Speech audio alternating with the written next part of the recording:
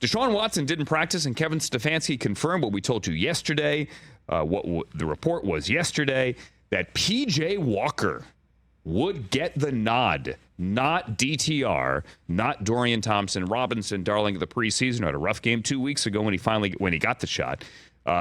P.J. Walker would start potentially this week when the Browns welcome the 49ers into Cleveland. He does have 7 career starts, notably with the Carolina Panthers.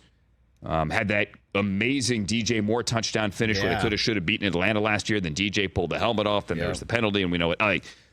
P.J. Walker can play a little bit. Mm-hmm. I believe it was MC Light that talked about getting a roughneck. He is a Houston roughneck from the XFL, right? Second. What?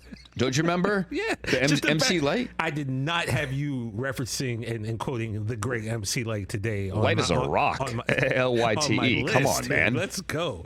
Back in the day when she and Queen Latifah had, they were rock. Latifah's had it up to here, TJ, so you know. Oh, my goodness. It's amazing. So it could be P.J. Walker. Also, there you go. Justin Jefferson is officially on injured reserve. Yeah, and Kirk Cousins has now been asked on the record whether or not he would waive his no-trade clause. Oh, baby. Here we go. And Kirk Cousins says, what do you think he said? No, I'm trying to win right now. My focus is on being the Vikings quarterback and helping us have the best possible record in 2023. He likes his house. Blah, blah, blah, blah. That they showed on quarterbacks. Are you reading off? I am not. I was literally looking at a Victor Wembanyama highlight. Okay. You're that guy. Okay. Kirk Cousins, quote, I am just very focused on the Bears and going 1-0 this week, and anything else is not worth my time or energy or attention. Are you sure you didn't read it? I mean, literally Victor Wembanyama, spin move, slow-mo under him, scoop. I'll tweet it out if you want me to. Okay, spin move and a beauty? I mean, he's going to be really good. He's going to be really good for a guy that's 8 foot tall that has a handle.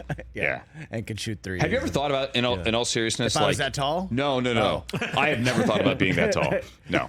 I have a better shot of winning the lottery tonight than I have of being that tall. 1.7 Billy. You ever thought about, in all seriousness, this is genetics and nutrition and fitness and obviously, but are we going to see the 8-foot basketball player one day? I know this sounds absurd. It's going to be a generation from now, but yeah, humans they get we keep bigger getting bigger. And bigger. I don't. My family doesn't. Second. Not really. I mean, there have been 7'6" players. Sure, but they've come. Manute Bol played 30, 40 years ago. Sure, he was what 7'7"? 7'7". Yeah, and then George Mirasan and Sean Bradley, Yao Ming. Obviously, they've been very big people. But you would have thought 40 years ago when we saw a 7'7" player that we would see an 8-foot player by now, but we're not. The tallest player in the league is 7'4". Who's the tallest person on earth? It's the Waldo guy, right? Who was 8 foot something. I don't know who that is. Right now, the Guinness Book World Records. Yeah, Robert Waldo. Where's Waldo? Is a real thing. He's a real guy. I think his last name is Waldo, bro. I mean, I'm sure there are people yelling at their radio right now saying, "No, you idiot!"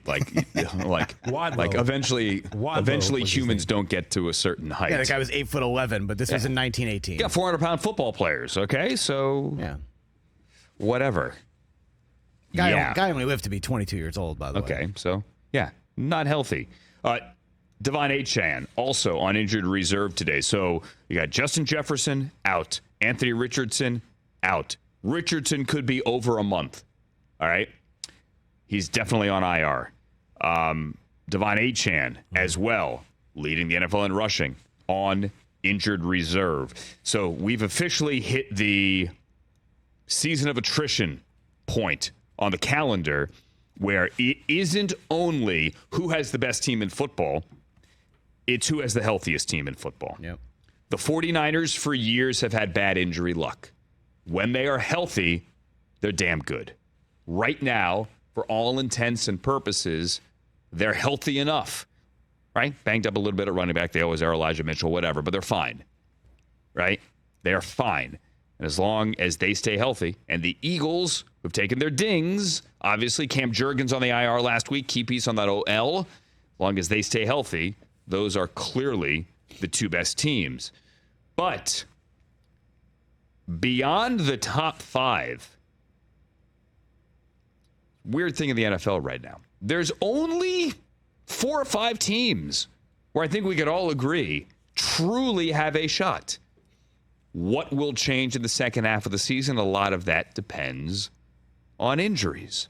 Like doing the power ranking show yesterday with Eric Edholm on NFL.com, and you can watch it on the NFL Fast channel, on the Roku channel. You can watch it. It's also downloadable as a podcast.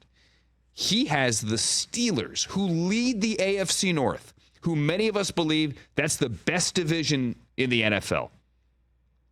The Steelers, he has them as the 20th team on the power rankings because their offense is bad. Bad. Just bad. But TJ Watt and Alex Highsmith are closers. They're closers. And that's what they have to put you away. Anyway, I digress. Injuries will be the story of the second half. I truly do believe, because we're already seeing it here. Catch the Rich Eisen Show every single day on the Roku channel, 12 to 3 Eastern, for free.